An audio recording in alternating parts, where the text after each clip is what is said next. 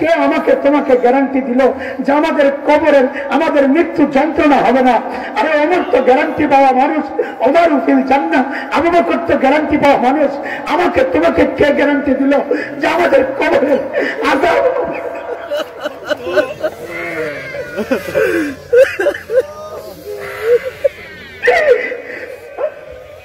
আমাকে তোমাকে কে গ্যারান্টি দিচ্ছে?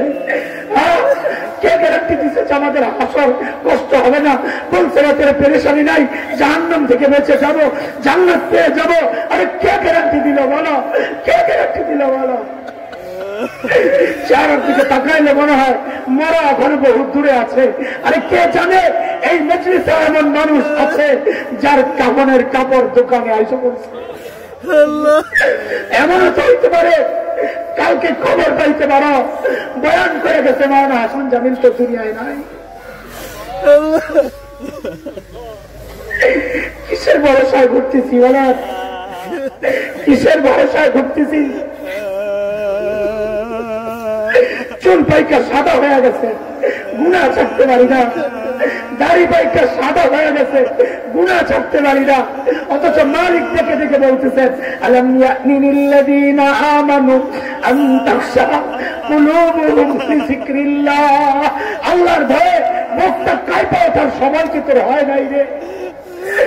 কবে কবে কবে যুবক ফেসবুককে টাইম দেওয়ার টাইম তোর হাতে আছে, ইউটিউবকে টাইম দেওয়ার টাইম তোর হাতে আছে, খেলোয়াড়কে টাইম দেওয়ার টাইম হাতে আছে, গায়ককে টাইম দাও, গায়িকাকে টাইম দাও, নায়ক নায়িকাকে টাইম দাও, বাবা মাকে টাইম দাও, শ্বশুর শাশুড়িকে টাইম দাও, সন্তানকে টাইম দাও, ব্যবসাকে টাইম দাও, চাকরিকে টাইম দাও, কিন্তু মালিককে টাইম দেওয়ার সময় তোমার হাতে নাই। আরে মালিক আমি আর তুই ছাড়া দুনিয়ার সবাই টাইম দেয়। ওই গাছটার দিকে তাকায় দেখ, কি মনে হয় গাছটা এমনি দাঁড়ায় আছে? আরে না, গাছটা দাঁড়ায় দাঁড়ায় মালিকের তাসবিহ করতেছে।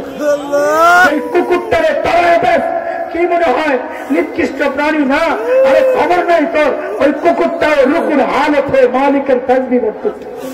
যেই সাপিচ্ছু গুলারে পায়ে বেলা, পিঁপড়া গুলারে পায়ে বেলা শেষ করো, খবর নাই তোমার ওই পোকা মাকড় গুলাও সেজদার হালতে তার মালিকের তাসবিহ করতেছে। করি না কেবল আমি আর তুমি, আমি আর তুমি।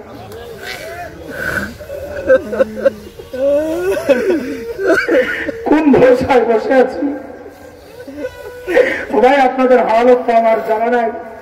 নিজের উপর আমি নিজে খুব বিরক্ত হয়। জীবনটা কি করলাম, হায় কি করলাম? ভালো ঘর 30টা বছর পার করলাম।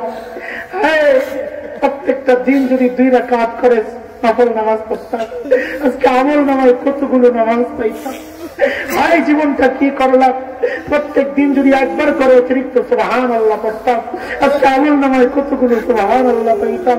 প্রত্যেক দিন যদি একবার করে ইস্তেগফার পড়তাম, আজকে আমল নামায় কতগুলো ইস্তেগফার পাইতাম। ভাই কি করলাম, ভাই কি করলাম? এই আমল নামা নিয়ে মালিকের সামনে কেমনে দাঁড়াবো?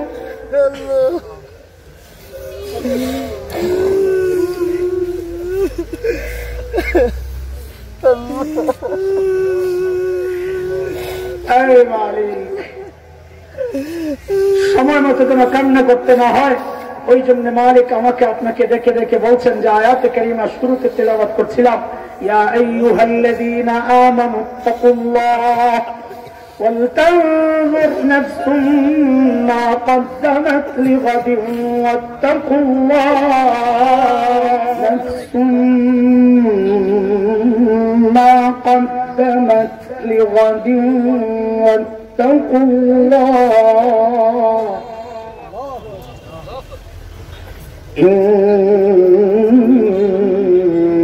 ইন্নাল্লাহা খাবীরুন বিমা তা'মালুন। আমানতু বিল্লাহি সাদাকাল্লাহুল আলিয়্যুল আযীম।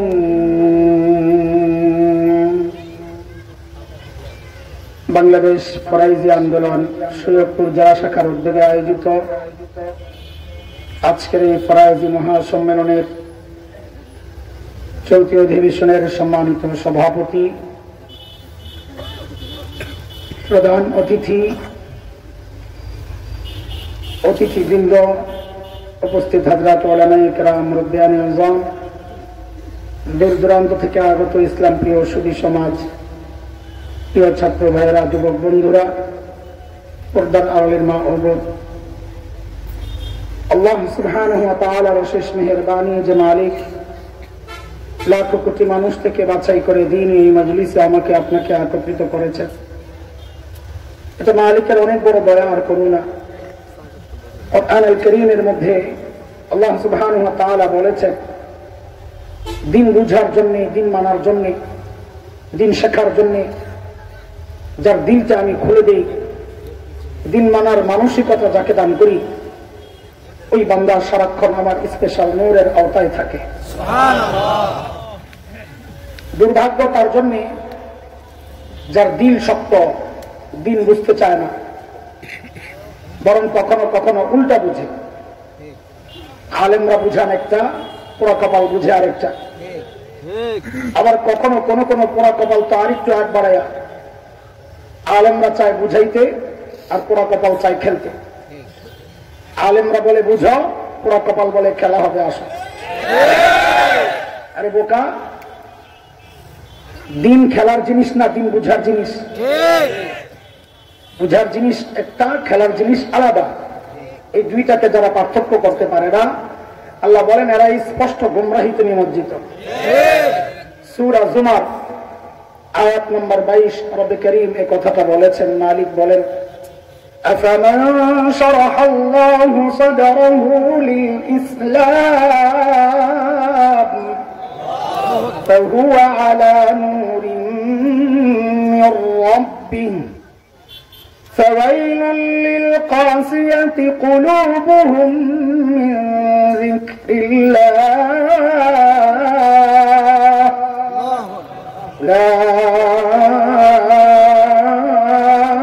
أولئك في ضلال مبين। এই আয়াতের মধ্যে রব্বে কারীম এই কথাগুলো বলেছেন। মুহতারাম হাজরিন, যে মহান মালিক এই নিয়ামতে আমাদেরকে ধন্য করলেন, ওই মালিকের শুকরিয়া আদায় করি, জবান খুলে, প্রাণ খুলে কালিমাতুশ শুকর উচ্চারণ করি, আলহামদুলিল্লাহ। আজকে প্রায় এক সপ্তাহ থেকে আমি অসুস্থ, জ্বর, ভেতরে অনেক বুক ব্যথা, গলা ব্যথা। ভয় পায় না, করোনা হয় না। তো কথা বলতে খুব কষ্ট হয়। গত পরশু থেকে মাহফিল বন্ধ করে দিয়েছিলাম। ডাক্তার বলেছেন একদম চুপচাপ থাকবেন, কোনো কথা আপনার জন্য নিষেধ। তো গতকাল একদিন প্রোগ্রাম করি নাই, এতে দেখেছি পুরা হালকা উড়ে গেছে। তো বলি যে যায় যায় বসি, অন্তত মানুষ যেন না বুঝে, ভুল না বুঝে যে মনে হয় আব্দুর রহমান ভাই মহাসচিব সাহেব কেন্দ্রীয় দাওয়াত না দিয়ে মনে পোস্টারে নাম দিছে। এটা মনে করলে তো ভালো, আলহামদুলিল্লাহ। কিন্তু পাবলিক আরেকটু আগায় মনে করে, কিরে আইলো না কেন, মনে আরেক জায়গায় বেশি পাইছে রে, বড় মুসিবত। আল্লাহর উপর তাওয়াক্কুল করে আজকে বের হয়েছি, যা করে আল্লাহ চল। এই যে বের হয়েছি, হালতটা বলতেছি আর কি, হালতটা চাওয়া তো আপনাদের অনেক, আসলে আমাদের সীমাবদ্ধতাও থাকে। সকাল 11টায় বের হয়েছি, জোহর এর পর্যায়ে হাজির হয়েছি রাজবাড়ি। ওখানে 3:30 থেকে 4:30 বয়ান করছে। রাজবাড়ি থেকে আসছি ফরিদপুর, ওখানে 5:15 থেকে 6:30 বয়ান করছে। ফরিদপুর থেকে আসলাম এই যে এখন, এখানে বয়ান কখন ছাড়বে, ছাইরে আবার দৌড় দিতে হবে। আর রাস্তায় আরেক জায়গায় কেরাজানি আটকানোর জন্য দাঁড়ায় আছে। পাবলিক কেমন খবর পাওয়া যায়, এই রোডে আগাইতেছে, এই রোডে যত মাহফিল পরে সব ব্রেকে, যা করে আল্লাহ।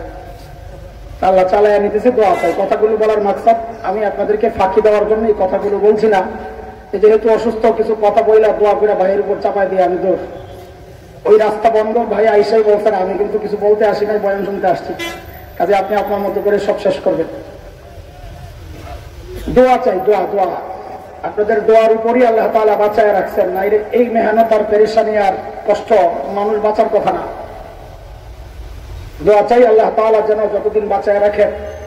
আমাদের বড়দের রেখে যাওয়া আমানত, আমাদের দ্বারা তো সুনামের আর কোনো সুযোগ নাই, শুধু এতটুকুই চাওয়া, কাজ করতেছি এইভাবেই যে অন্তত আমাদের বড়দের রেখে যাওয়া আমানত তাদের রেখে যাওয়া তাদের যে খিদমত, উম্মতের জন্য তাদের যে ত্যাগ অবদান, এইগুলো যেন বদনামের, আমি যেন কোনো বদনামের কারণ না হই, আমার বড়দের বদনামের কারণ যেন আমি না হই। নিজের দ্বারা তো সুনাম হবে না, কিন্তু যেন অন্তত বদনাম না হয়, এইভাবে চলার চেষ্টা করতেছি।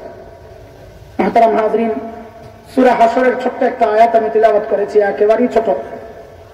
আল্লাহ সুবহানাহু ওয়া তাআলা যে আয়াতে আমাকে আপনাকে বড় মায়া করে ডাক দিয়েছেন, ইয়া আইয়ুহাল্লাযীনা আমানু, এই ডাকটা মালিকের বড় মায়ার ডাক। কুরআনে আল্লাহ মুমিনকে দুইভাবে ডেকেছেন, ইয়া আইয়ুহাল্লাযীনা আমানু, ইয়া আইয়ুহান নাস, ও ঈমানদারেরা, আরেক হচ্ছে ও মানুষ। হযরত মুফতি শফি রাহমাতুল্লাহি আলাইহি বলেন, এই দুই ডাকের মধ্যে অনেক পার্থক্য। কি পার্থক্য? আমরা আমাদের সন্তানদেরকে ডাকার ক্ষেত্রেও এই পার্থক্যগুলো করি। আমরা আমাদের সন্তানকে কখনো নাম ধরে ডাক দেই, আব্দুল্লাহ, তখন সন্তান বুঝে যে বাবা হয়তো রেগে আছেন, ডাকের নমুনা ভালো না। আবার কখনো কখনো বাবা সন্তানকে, বাবা আর সন্তানের যে সম্পর্ক, ওই সম্পর্ক ধরে ডেকে বলেন আব্বু, আমার সন্তান বুঝে যে বাবা আমাকে মায়া করে ডাক দিয়েছে। ঠিক আল্লাহ তাআলা যখন ডাক দেন ইয়া আইয়ুহান নাস, যেন আল্লাহ নাম ধরে ডাকলেন। কিন্তু যখন আল্লাহ বান্দাকে, আল্লাহর বান্দার সাথে যে সম্পর্ক, ঈমানের সম্পর্ক, ওই সম্পর্ক ধরে যখন ডাক দিয়ে বলেন ও ঈমানদারেরা, তখন বুঝে নেওয়া যে আল্লাহ আমাকে আপনাকে বড় মায়া করে ডাক দিয়েছেন। আমি যে আয়াতে কারিমা তিলাওয়াত করেছি, ওই আয়াতে আল্লাহ মায়া করে ডাক দিয়ে বলছেন কি, ইয়া আইয়ুহাল্লাযীনা আমানুত্তাকুল্লাহ ওয়ালতানজুর নাফসুম মা কদ্দামাত লিগাদিন ওয়াত্তাকুল্লাহ। দুইটা হুকুম করেছেন আল্লাহ। ও ঈমানদারেরা, আল্লাহকে ভয় করো, এক হুকুম, এই বিষয়ে আমি কথা বলবো না। আল্লাহ দুই নম্বর হুকুম, ওয়ালতানজুর নাফসুম মা কদ্দামাত লিগাদ, প্রত্যেকটা মানুষের উচিত তার আখিরাত নিয়ে চিন্তা করা, যে আমার আখিরাতের পুঁজি কি, কামাই কি, সম্বল কি, মালিকের সামনে আমি কি নিয়ে দাঁড়াবো। বলে চিন্তা করি বলেই তো এই মজলিসে আসছি। আরে আমাদের এখানে আসার মাকসাদ কি? আখিরাত না অন্য কিছু? জিলাপি আছে নাকি? কিছুই নাই, সবারও নাই। আরে জালেম, এই মানুষকে ঠকানোর বুদ্ধি। আপনারাও তো আরেক আজীব অবস্থা, যেখানে ডেকের লড়াই নিয়ে অনেক কি জন্য আসেন আপনারা? হ্যাঁ, আখিরাতের জন্য। দোস্ত, আমাদের আখিরাতের ফিকিরটা যথার্থ হচ্ছে কিনা, যেমনটা হওয়া দরকার, যতটুকু দরকার হচ্ছে কিনা, কিভাবে বুঝবো? আল্লাহ সুবহানাহু ওয়া তাআলা হযরত সাহাবায়ে কিরাম রিদওয়ানুল্লাহি আলাইহিম আজমাইনদেরকে আমাদের নমুনা আর মডেল বানাইছে, যে তুমি তোমার ঈমানকে সাহাবীদের ঈমানের সাথে মিলায় দেখো। যদি মিলে যায় তো ঈমান ঠিক আছে, নাইলে ভেজাল আছে, ঠিক করে নাও। কথা কার? বলেন না। মালিক বলেন, فإن آمنوا بمثل ما آمنتم به فقد اهتدوا وإن تولوا فإنما هم في شقاق। বলে তুমি তোমার তাকওয়াকে সাহাবীদের তাকওয়ার সাথে মিলাও। বলে কেন মিলাবো? তো আল্লাহ বলেন, কারণ সাহাবীদের তাকওয়ার পরীক্ষা আমি নিয়েছি, ওই পরীক্ষায় তারা পাস। তোমারটা যদি মিলে তো তুমিও পাস। কথা কার? আল্লাহ। উলাইকা আল্লাযীনা ইমতাহানাল্লাহু কুলুবাহুম লিত-তাকওয়া লাহুম মাগফিরাতুন ওয়া আজরুন আযীম। কাজে আমাদের আমলকে কাদের সাথে মিলাবো ভাই? অনেক এলাকায় আযানের আগে দুরূদ শরীফ পড়ে। আমি বলি আপনি পড়বেন কি পড়বেন না, আমি কিছু বলবো না। আমি শুধু আপনাকে বলবো, আপনি আপনার এই আমলকে সাহাবীদের আমলের সাথে মিলাইয়া দেখেন। যদি মিলে করেন, না মিলে ছেড়ে দেন। দুরূদ শরীফ বসে পড়বেন না দাঁড়ায়া, লাফায়া পড়বেন না শুয়ে শুয়া, এই ব্যাপারে আমি কিচ্ছু বলতে রাজি না। তবে একজন আলেম হিসাবে আপনার পায়ে হাত দুটো রেখে এই অনুরোধটুকু তো করতে পারি, ও ভাই তুমি তোমার এই আমলকে সাহাবীদের আমলের সাথে মিলাইয়া দেখো। যদি মিলে তো জিলাপি একটা আমারও দাও, আর না মিললে তুমিও ছেড়ে দাও। ঠিক আছে কথা? আমাদের আমলকে কাদের সাথে মিলাবো? হ্যাঁ, সাহাবীদের মতো হুবহু হবে না আমাদের আমল। হইলে তো আল্লাহ তাআলা আমাকে আপনাকে নবী যোগী পাঠাইতেন, তাই না? ছোটবেলায় আমরা একটা গজল গাইতাম, তো আমাদের ওস্তাদরা আটকায় দিতেন। আমি গজল শোনাবো না, গজল বয়ানে বসে বসে গজল বলার বিরুদ্ধে আমি খুব বলি। এখন আমি বললে এরা আবার দলিল বানাবে, নিজেই কয় আবার আনবে। আমি শুধু একটা লাইন শোনাইতেছি বোঝানোর জন্য। ছোটবেলায় তো গলা ছিল খুব সুন্দর, টনটুনা গলা, তো গজল তিলাওয়াত যখন মাদ্রাসায় যা দরকার সব সার্ভিস আমারই দেওয়া লাগছে। এখন তো ফাটাবাস হয়ে গেছে, ফাটাবাসটার এখন আর ফাটাবাস নাই, এখন সুরসুরা বাস হয়ে গেছে, এটা আর কোনো কাজে লাগানো যাবে না। তো ছোটবেলায় আমরা গাইতাম, জন্ম যদি হত মোদের রাসূল পাকের কালে, আহা রাসূল পাকের দেশে। তো ওস্তাদ আটকায় ধর, কি গজল কয় এটা? জন্ম তোমার কোন যুগে হইলে তোমার জন্য ভালো হইতো, এটা তুমি ভালো বুঝো না আল্লাহ ভালো বুঝো? এবাদত বাদ দিয়া না আল্লাহরে পরামর্শ দেওয়া শুরু করছো না, যে তোমার জন্ম যদি ওই যুগে হইতো। গাধা, ওই যুগে জন্ম হইলে যে তুমি সাহাবী হইতা এই গ্যারান্টি কে দিছে? তুমি তো আবু জাহেল হইতে পারতা। যুগ যেটা আল্লাহ নির্বাচন করেছেন ওইটাই তোমার আমার জন্য ভালো। তবে একটা খুশির খবর আছে, শুনবে? হ্যাঁ শুনবে? খুশির খবর। ভিতরে ভিতরে আমি এগুলো চিন্তা করি আর ভাবি আর মনে মনে আশা করি আল্লাহ লাইন তো একটা পাইছি। সেটা হচ্ছে আপনাদের এলাকায় 2-3 মাস আগে টমেটোর কেজি কত ছিল বলেন তো?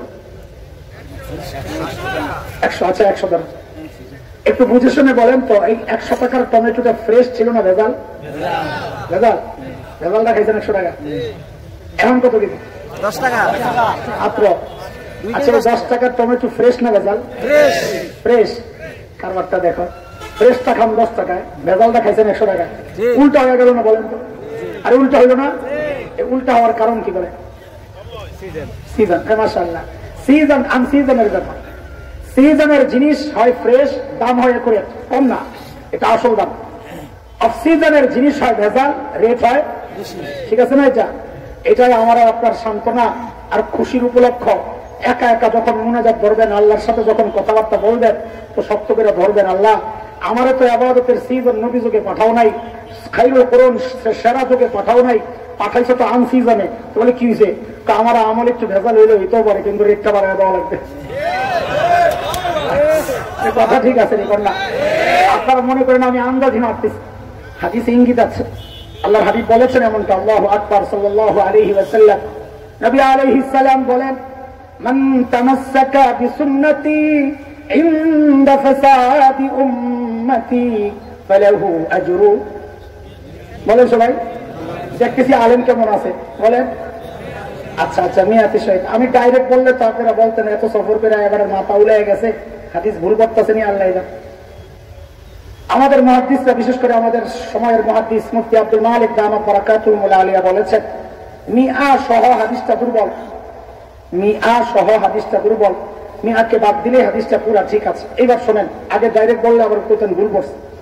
আল্লাহর হাবিব বলেন, মান তামাসসাকা বিসুন্নতি ইনদা ফাসাদি উম্মতি ফালাহু আজরু শাহীদ। নবী বলেন, ফিতনার জামানায়, ফাসাদের জামানায়, আনসিজনে কেউ যদি সুন্নতকে আঁকড়ে ধরে, আল্লাহ তাআলা তার সুন্নতের রেট বাড়ায়া দেন। সুবহানাল্লাহ। কই রেট বাড়ায়া কি দেন? কই সুন্নতের জায়গায় শাহাদাতের এই মর্যাদা কইছে কি? আরেকটা ভুলের অভাব নাই আমাদের।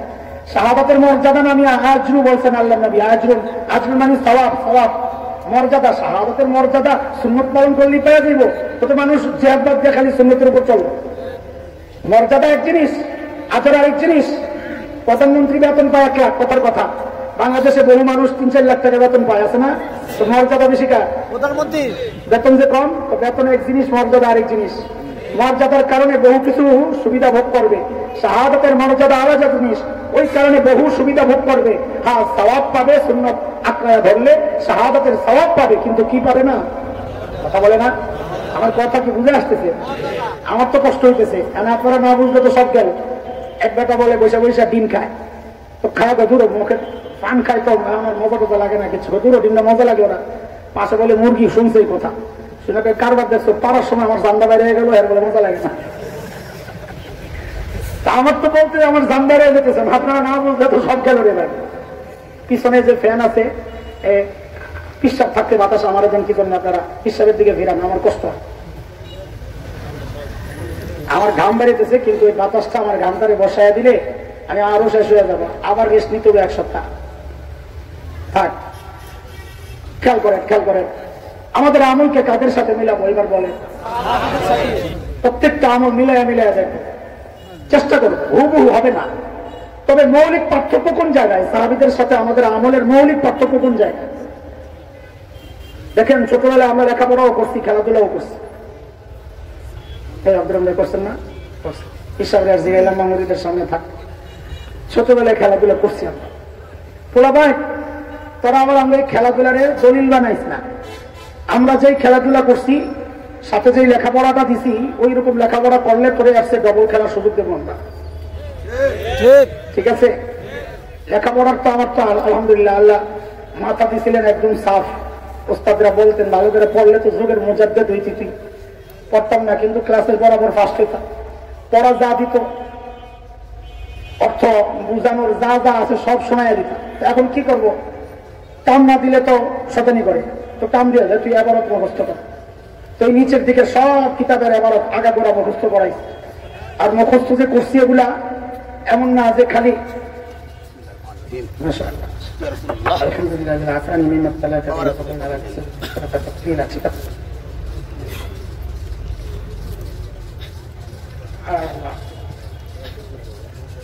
আচ্ছা দেখেন, তুমি ডিস্টার্ব না হলে থাক।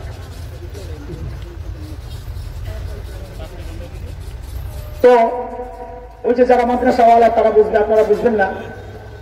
আরবি সাফওয়াতুল মাসাদির এই সমস্ত ছোট ছোট কিতাব যা আছে, আমি যে মুখস্থ করতাম, পড়া শুরু করলে আর ঠোঁটে বাঁচত না। আমরা তো তখন উর্দুতে তর্জমা করতাম নাজদারে, মাদ্রাসার ছাত্ররা বুঝবে কথাগুলো। তো পড়তাম যে আগা থেকে করে আমরা সমাল কানাল খুদনা গলা তো খুদা খালনা খুদবেট না তলবে তলব কানাল হাকু বানাল হাসু গেছে না সাতারু চুবানাল মাতর মে ওসনাল খুদা শরানা আল্লাহ সে ছোনা এই সংসারী কথা আমরা কই যায় তারা কোনো খবর নাই। আবার নাহমির মুখস্থ করাইছে, আবার পড়া তো শোনাই দিছি, কত এবারত বলো, এবার মানে রিডিং আর ওটা মুখস্থ কর। তবে জান সাল্লাল্লাহু আল্লাহ তাআলা কে মুখতাসম মওজুদের মনে হওয়া মুকদ্দির আদেশ মুহাদ্দিস লাগাত মার প্রতিষ্ঠা করা হচ্ছে, তিনি মুহাম্মদ তসলিবা আসানি বা কেদার করে না ওযুদের মারিবাতে আর আল্লাহ সাল্লাল্লাহু আলাইহি ওয়াসাল্লাম তৌফিক আল্লাহ তাআলা ওয়ানি সংসারী কথা। আচ্ছা বলো, আরবি সাহিত্যের মধ্যে সবচেয়ে কঠিন কিতাব কোনটা? বলো না। মাকামাতে হারিরি, এটা তো উচ্চারণ করাই তো কঠিন হয়ে যায়, তর্জমা করা আরো কঠিন। আমি যদি মাকামাত দিয়া তারাবি পড়াই, কেউ টের পাইবে না। على أني وإن أغمضني الفطن المتغابي ونتهاني المحب المحابي لأكاد أخلص من غمر جاهل لو ذي غمر متجاهل يضع عني لهذا الذي يندر بأنه من مناهي الشرع ومن نقد الأشياء بعين المعقول وأنعم النظم في مدار الوصول نظم هذه المقامات في سلك الإفادات وسلكها مسلك الموضوعات عن الأجنبات والجمادات আমি তো মনে করতেছি তোমার সাথে আমি তো ওইভাবে বসছি, তুই খেলিস আমার মতো পয়লা খেলিস, কোনো সমস্যা নাই। এখনকার বাচ্চারাও লেখাপড়া করে, খেলাধুলাও করে। পার্থক্য কোন জায়গায়?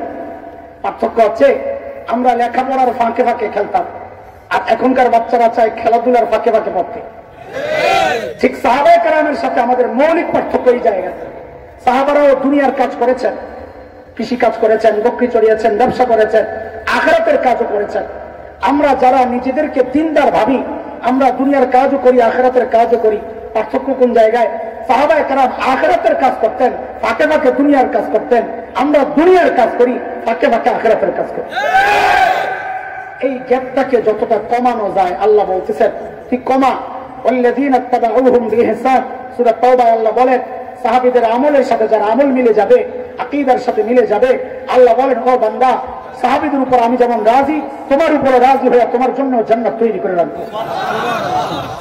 মুহতারাম হাজিরিন, সাহাবায়ে কেরাম আখিরাতের ফিকির কিভাবে করেছেন?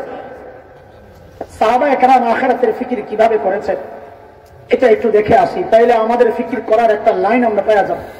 তরিকাটা কেমন হবে, ধরনটা কেমন হবে, তাদের কলিজায় আর দিল আর দিমাগের মধ্যে আখিরাতের ভয় আর ফিকির কিভাবে ঢুকছিল, আখিরাতের সম্বল আর পুঁজি কামায়ের চিন্তা কিভাবে ঢুকেছিল। আর আমাদের অবস্থাকে একটু মিলাই। কেন মিলাবো? কাছাকাছি আসার জন্য। দুনিয়ার জিন্দগিতে সাহাবীদের যত কাছাকাছি আসতে পারবো, ইনশাআল্লাহ হাসরেও সাহাবীদের তত কাছাকাছি থাকতে পারবো। এই চিন্তায় কথাগুলো জানা দরকার।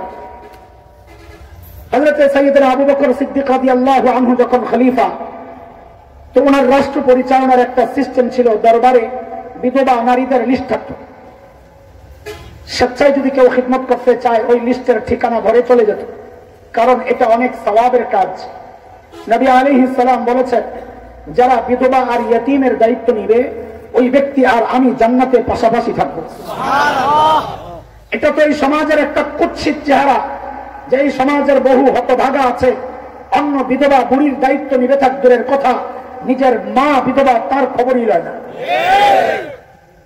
একদিন হযরত ওমর আসছেন রাদিয়াল্লাহু আনহু, কোন এক বিধবার খেদমতের দায়িত্ব নিবেন। এসে নাম লিস্ট তালাশ করতেছেন, দেখেন যে সব নাম বোট, একটা নাম নিচে দিয়ে আনমার্ক, কেউ ওই নাম নেয় নাই। হযরত ওমর ওই নামের ঠিকানা ধরেই পরদিন বুড়ির বাড়িতে সকালে যায় হাজির, ফজরের পর। কখন বলেন? সাহাবায়ে কেরাম দিনের কাজ শুরু করতেন ফজরের পর। নবী আলাইহিস সালাম যারা সকালে কাজ করেন তাদের জন্য বরকতের দোয়া করেছেন। শেখ ইবনুল কাইয়িম রাহমাতুল্লাহি আলাইহি বলেছেন, যারা সকালে ঘুমায় তার ঘর থেকে জিন্দেগিতে অভাব দূর হবে না। কেন? আল্লাহ সকালে রিজিক বন্টন করেন, তুমি ঘুমায় থাকলে তোমার রিজিক কারে দিবে? তা আমাদের দুর্ভাগ্য আছে, আমরা সকালে ঘুমায় বিকালে আসি পিসাবের কাছে একটা তাবিজ দেন।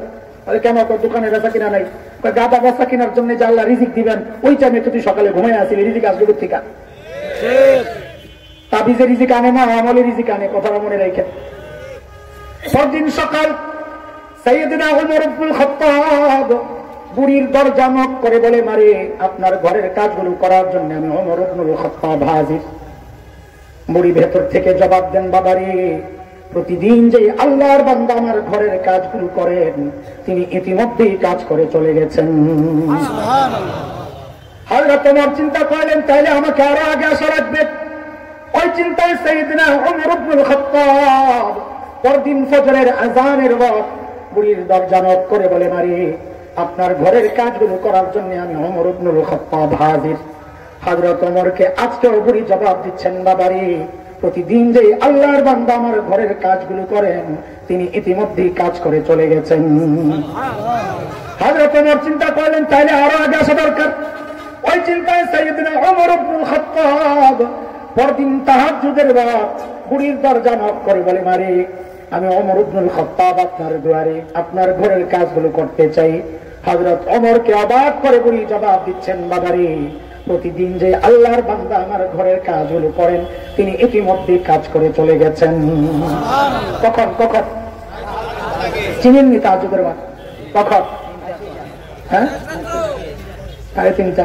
এমনের কথা কইতেছেন 3:30, যখন আবার ফজরে আয় পড়বো 4টায়, তখন কি 3:30টায় থাকবো? এটার একটা ব্যাখ্যা আছে। আচ্ছা ওই ব্যাখ্যা আমি যেমন এটা বড় হুজুরদের কাজ, আমি পাবলিক।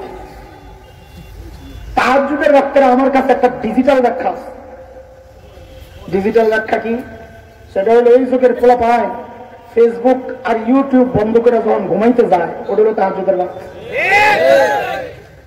এতে করে সবচেয়ে বিপদে আছে রাত্রে যারা চুরি করে ওই বেটা না, যেই ঘরে যায় দরজা জানালার চিপা দিয়া দেখে ঘুমাইছে কিনা, দেখে কোনো না কোনো আল্লাহর বান্দা ঘরের ভিতরে আসমানের দিকে মোনাজাত দিয়া শুয়ে রয়েছে।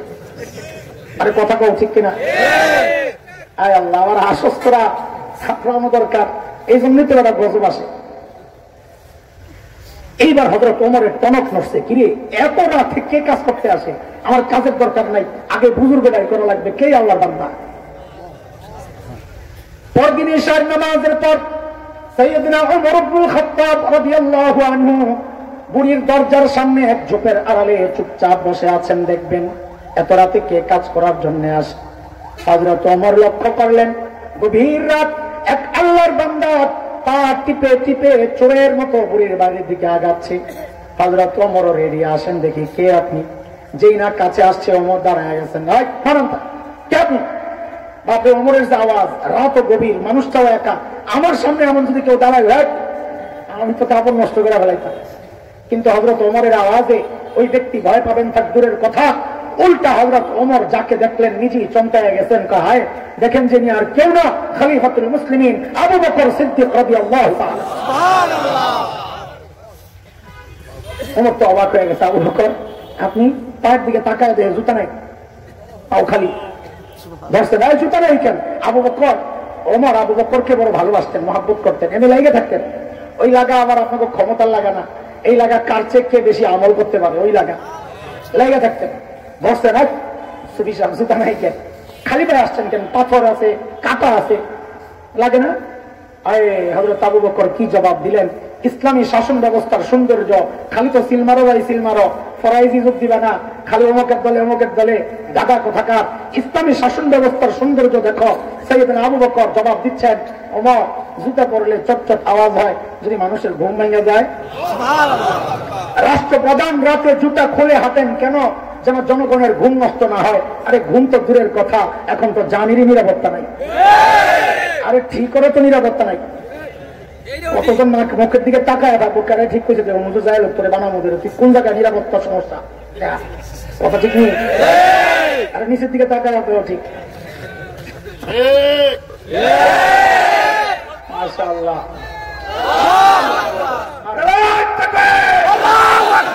ইসলামের ছাত্ররা হুঁশিয়ার সাবধান, ইসলামের ছাত্ররা হুঁশিয়ার সাবধান। মাশাআল্লাহ, বুঝা গেছে পিসারের লগে আপনারা জান দিতে তৈরি ইনশাআল্লাহ। মাশাআল্লাহ, আলহামদুলিল্লাহ, আলহামদুলিল্লাহ, মাশাআল্লাহ, মাশাআল্লাহ। ঠিক আছে, ঠিক আছে, ঠিক আছে, ঠিক আছে, টাইম শেষ। ঠিক আছে, আচ্ছা আফানি, ওনার দিকে তাকান। মিম্মাত তালাকা বিহি ওয়াফাদ্দালানি আলা কাসীরিন মিম্মান খালাকা তাফদীলা। যে কোনো বিপদগ্রস্ত মানুষকে দেখে এই দোয়া পড়লে আশা করা যায় আল্লাহ ওই বিপদে আপনাকে ফেলবেন না। এটাও একটা বিপদ। মানুষের মস্তিষ্ক যখন ঠিক না থাকে, এর চেয়ে বড় বিপদ আর কি হইতে পারে? হযরত আবু বকরকে ওমর ধরছেন, আবু বকর কিন্তু দোস্ত আপনি আসছেন কেন? সারাদিন প্রশাসনিক কাজে ব্যস্ত থাকেন, রাতে একটু আরাম করবেন, ঘুমাবেন, তা না আপনি আসছেন বুড়ির কাজ করার জন্য। কেন রে ভাই, এই কাজগুলো করার জন্য আমরা নাই, আমরা মরে গেছি, এই কাজগুলো আমাদেরকে দেওয়া যেত না? সাইয়েদনা আবু বকর কি জবাব দিলেন বন্ধুরা? ওই জবাবটাই আমার বয়ান, ছোট্ট কথা, কিন্তু জবাবটা আমি এখনই দিচ্ছি না। কেন? কারণ জবাবটার ওজন কত এটা বুঝতে হলে আগে আবু বকরের ওজন বুঝা লাগবে। ব্যক্তির ওজনের উপর কথার ওজন ওঠানামা করে। আপনি রাস্তায় একজনের সাথে দেখা, এই কালকে একটু দেখা করো, তোমার খুশি করে দেব, আপনি মনে মনে হাসবেন, বেড়া ভিক্ষা করে খায়, নিজে ভিক্ষা করে খায়, আবার আমার খুশি করবে, পাগল কথাটা। আপনার ওই যে আমাদের ভাই ইসা হুজুর যদি বলে এই কালকে একটু দেখা করে তোমার খুশি করে দেব, তখনও কি মনে মনে হাসবেন না আশাবাদী হবে? কেন? ওই যে ব্যক্তির ওজন বেড়ে গেছে, তো একই কথা কিন্তু ব্যক্তির পার্থক্যের কারণে কথার ওজন বেড়ে গেছে। সাইয়েদনা আবু বকর কত বড় মানুষ, হায় হায়, কোথায় আবু বকরের মর্যাদা! একদিন আম্মা জান আয়েশা রাদিয়াল্লাহু তাআলা আনহা আসছেন নবী আলাইহিস সালামের কাছে, এসে বলেন ইয়া রাসূলুল্লাহ একটা কথা জানতে চাই। বলো। ওই যে আকাশের নক্ষত্রগুলো দেখা যায়, মদিনার স্বচ্ছ পরিষ্কার আকাশ, সব দেখা যায় নক্ষত্র। ইয়া রাসূলুল্লাহ আপনার উম্মতের মধ্যে এমন কেউ কি আছেন যার আমলের পরিমাণ ওই নক্ষত্রের চেয়ে বেশি? আল্লাহর হাবিব বলেন আয়েশা আছে একজন। কয়জন? আরে বলেন না। আম্মা জান তো মনে মনে খুশি, জানি তো একজনকে, আমার বাবা আবু বকরই তো, আর কেউ তো জানলে জিজ্ঞেস করতো কেন? ওটা দুনিয়ার সব মেয়েদের স্বভাব। দুনিয়ার সব মেয়েরাই চায় স্বামীর মুখ দিয়ে একটু বাবার বাড়ির প্রশংসা শুনতে। একদিন খালি বদনাম করবেন, দেখবেন এক সপ্তাহ তরকারি মজা হয়। কথা ঠিক নেই? খুব খুশি না সাইজ করতেছি, খবর নাই সাইজ আপনাকে করা হয়েছে। কেন? কারণ তার বাবা মা বদনাম করলে কষ্ট লাগে, সুনাম করলে খুশি লাগে। সন্তান হিসাবে এটাই তো হওয়া দরকার। পোড়া কপাল তো তুমি। এই বউ যখন তোমার কানে মা বাবার বদনাম ঢুকায়, তখন তোমার কষ্ট লাগে না, খারাপ লাগে না, বরং বউয়ের কথায় যায় মা বাবার সাথে খারাপ আচরণ করো। খারাপ তো তুমি নিয়ে, বউ তো ঠিকই আছে। আল্লাহর হাবিব বলেন আয়েশা আছে একজন। আম্মা জানের আশা, জানি তো একজনকে, আমার বাবা আবু বকরই তো হবেন। আল্লাহর হাবিব বলেন আয়েশা আমার যে উম্মতের আমল ওই নক্ষত্রের চেয়ে বেশি, সে হচ্ছে ওমর ইবনুল খাত্তাব। এবার আম্মা জানের অবস্থা কি? হাই হাই, একে তো নিজের বাপের নাম বলে নাই নবী, আবার বলছেন কার নাম? সতীনের বাপের নাম খাইছে। মেয়েরা এর চেয়ে বেশি কষ্টের আর কোন জায়গা নেই। এটা কোন দোষের কথা না। এটা প্রশংসার কথা। কেন? সবকিছু পজিটিভ দেখেন, নেগেটিভ দেখেন না মেয়েদের ব্যাপারে। এটা প্রশংসা। কেন? আপনার ভালোবাসা এসে কাউকে অংশীদারিত্ব দিতে চায় না, সবটা নিতে চায়, দিতে চায়, কাউকে শরিক করতে চায় না। এটা তো ভালো কথা। হ্যাঁ, তো আল্লাহর হাবিব যখন বললেন আয়েশা, আবু বকর, ওমর, আম্মা জানের চেহারা একদম মলিন হয়ে গেছে। নবী তো দেখেই বুঝছেন যে আয়েশার ভিতরে গন্ডগোল চলতেছে। এই মন খারাপ কেন? মন তো ভিতরে কেমনে বুঝলেন? ওই তো একই কথা, চেহারায় পিঠে হচ্ছে। ইংরেজিতে বলে না, face is the index of mind. মানুষের ভিতরে কি কাজ করে এটা তার চেহারায় প্রকাশ পায়। আম্মা জানের চেহারা দেখেই নবী বুঝছেন যে ভিতরে গন্ডগোল চলতেছে। নবী বলেন, আয়েশা, তোমার কষ্ট লাগছে, তুমি ভেবেছিলাম তোমার বাবার নাম বলবো। আরে আয়েশা, শোনো শোনো, তোমার বাবা আবু বকরের হিসাবটাই আলাদা। আমার গোটা উম্মতের আমল যদি এক পাল্লায় রাখা হয়, আর একা তোমার বাবা আবু বকরের আমল যদি আরেক পাল্লায় রাখা হয়, ও আয়েশা, তোমার বাবা আবু বকরের আমলের পাল্লা ভারী হয়ে যাবে। আবু বকরের মর্যাদা। একদিন হযরত ওমর আসছেন। আয়েশা বলেন কি, দোস্ত, আপনার সাথে একটা লেনদেন করতে চাই। আবু বকর বলেন, কি লেনদেন করবেন আপনি বলেন? তো হযরত ওমর বলেন, দোস্ত, আমার সারা জিন্দেগির যত আমল আছে, যা করছি জীবনে, সব আমল আপনারে দিয়ে দিতে চাই। কাকে? কে বলতেছেন? হযরত আবু বকর বসছেন চিন্তায়। কিরে, ওমর তো ভালো মানুষ, সারা জিন্দেগি উনি আমার সাথে আমল নিয়ে করলো প্রতিযোগিতা, আর এখন বলে আমার সব দিয়ে দিবেন। আরে এনে কোনো গাপলা আছে? আবু বকর মানুষ সরল সোজা, কিন্তু ব্যাকল্প না। কথা বুঝেন নাই? এই যে আবু বকরের ওয়ারিসরা বসা উলামায়ে কেরাম, অনেকে আলেমদেরকে দেখলে মনে করে এরা দুনিয়ার কিচ্ছু জানে না, ব্যাকল। আরে গাদা, যার সিনায় কোরআনের ইলম, হাদিসের ইলম, সে ব্যাকল না। তুমি আসমানি ইলম থেকে বঞ্চিত, প্রকৃত বেওকুফ তো তুমি। আপনাদের কষ্ট লাগবে কথাগুলো, আমরা বুঝি, কিন্তু এটাই বাস্তবতা। আলেম ব্যাকল হয় না, আলেম সরল সোজা হয়। বলেন ঠিক। আমাদের একজন বড় মুফাসসির ছিলেন আমাদের কুমিল্লা অঞ্চলে, আল্লামা মুস্তাফা আল হুসাইনি রাহমাতুল্লাহি আলাইহি। নাম শুনছেন? এখানে এদিকে আসছেন। হযরত দেখতে তো একেবারে সাদা সিধা, দুনিয়ার কিচ্ছু বুঝে না। তো একদিন এক মাহফিল শেষে হাইওয়ের পাশে রেস্টুরেন্ট থাকে না বড়, ওইটায় বসতেন খাইতে। খাওয়া শেষে সুন্নত তরিকায় প্লেট চেটে চুটে খাচ্ছেন। একটা হাড্ডি ছিল, বসে বসে হাড্ডিটা চাবাইতেছে। পাশের টেবিলে এক ভদ্রলোক বসে বসে চা খায়। কি খায়? চা খায়। দুনিয়ায় এমন কিছু মানুষ আছে যারা আলেম ওলামা দেখলে, দাড়ি টুপিওয়ালা দেখলে চুলকানি শুরু হয়। আসেনি? আসেনি? ওই লোক ওই ক্যাটাগরির। যেই দেখছে হুজুর বৈশা বৈশা হাড্ডি চাবা, চিন্তা করছে এই সুযোগে হুজুরে যাই একটু সাইজ করে আই। চায়ের কাপটা হাতে নিয়ে হুজুরের টেবিলের সামনে দাঁড়ায় বলে, এক্সকিউজ মি। তুমি ইয়েস বলে, আচ্ছা হুজুর একটা কথা জিজ্ঞেস করতে চাই। বলে, করেন। হুজুর, ওই যে হুজুর তো হাড্ডি খাইতেছে। হুজুর, আপনাদের এলাকায় কুত্তায় কি খায়? দেখছেন নি কারবার? হুজুর যে হাড্ডি খাইতেছে।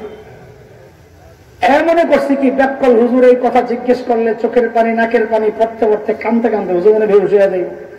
এত টার পায় নাই, এই যে ভীমরুলের বাসায় হাত দিছে। যেই না জিজ্ঞেস করছে হুজুর আপনাদের এলাকায় কুত্তায় কি খায়, হুজুর ওর দিকে তাকায় না, হাড্ডিটা চাবায় আর কয় আমরা এলাকায় কুত্তায় চা খায়। মৌলবীরে তুমি ব্যাকল পাইছো না? সাদা সিধা সরল সোজা বেড়া বইয়া রয়েছে, হাড্ডি খায়, এটা তোমার চোখে লাগছে। আচ্ছা, কাসেম নানতুবির নাম শুনছেন? দারুল দেওবন্দের অন্যতম প্রতিষ্ঠাতা, একদম সাদা সিধা মানুষ, অথচ গোটা ভারতবর্ষের মুসলমান তো বটেই, স্বাধীনতাকামী হিন্দুরা পর্যন্ত যার কথায় ওঠে বসে। কাসেম নানতুবি রহমতুল্লাহ আলাইহি দেওবন্দের পাশেই লাগোয়া একটা ছোট্ট মসজিদ ছিল, ছাত্তা মসজিদ আছে এখনো। হযরত ওই মসজিদে থাকতেন। ইংরেজরা টের পাইছে যে কাসেম নানতুবি ভিতরে, গ্রেফতার করবে, চারদিক থেকে ঘেরাও করছে। কাসেম নানতুবি ভিতরেই আছে। কি করেন? ভিতরে একটা গেঞ্জি গায়ে দেওয়া, লুঙ্গি পরা, মসজিদ ঝাড়ু দেয়, সাদা সিধা মানুষ। তো ইংরেজরা ঢুকছে, ঢুইকা কাসেম নানতুবি চিনে না, চেহারাই চিনে না, মানুষ চিনে আর কি। আল্লাহ বাঁচাইছে, কারণ তখন ফেসবুক আছিল না, তো ছবি ঘুরে নাই, থাকলে ধরা খাইছিল। তো ইংরেজরা ঢুইকা এই কাসেম নানতুবিকে জিজ্ঞেস করতেছে, এই কাসেম নানতুবি কাহা? এরা মনে করছে লুঙ্গি পরা, গেঞ্জি পরা, এটা মনে হয় মসজিদের খাদেম। একও মাথায় ধারণা হইলো এত বড় নেতা, পেটটা তো কমপক্ষে আমগো দরমবাগি হুজুরের মতো হবার কারণ এখন চিন্তা হইলো এরকম আর কি। তো যারা কাসেম নামে তুমিকে জিজ্ঞেস করতেছে, কাসেম নামে তুমি কাহা?